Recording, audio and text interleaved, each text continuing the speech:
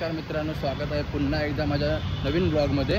तर मी आज चाललो आहे भायखळ्याला, एका अशा मंडळाला व्हिजिट करायला। त्या मंडळाची मूर्ती ही त्या मंडळामध्येच बनते। तर आज तुम्हाला मी या व्हिडिओमध्ये दाखवणार आहे की गणपतीच्या मोठ्या मूर्त्या कशा बनतात आणि त्या मूर्त्यांना बनवण्यामागे त्या कलाकाराची मेहनत कशी असते। तर अशाच माझ्या व्हिडिओमध्ये कंटिन्यू राहा। गणपती हा सण सर्वांनाच खूप जास्त आवडतो। पहिला पाऊस सुरू झाला की ओढ लागते, ती म्हणजे गणपतीच्या आगमनाची। गणेशोत्सव हा महाराष्ट्रात मोठ्या उत्साहात साजरा होणारा सण आहे। या उत्सवात गणेश मूर्ती घडवण्याचे काम अनेक कलाकार करतात। त्यांच्या कलेतून गणेश मूर्ती अधिक सुंदर आणि आकर्षक बनतात, त्यामुळे गणेशोत्सवाला एक खास रंगत येते। परंतु आपण त्या मागच्या कलाकाराला विसरून जातो। इथे येणारा प्रत्येक भक्त मनात एक वेगळी अपेक्षा आणि आशा घेऊन येतो, त्यामुळे आपण बनवलेला गणपती अजून सुरेख कसा दिसावा याची ते पुरेपूर काळजी घेतात।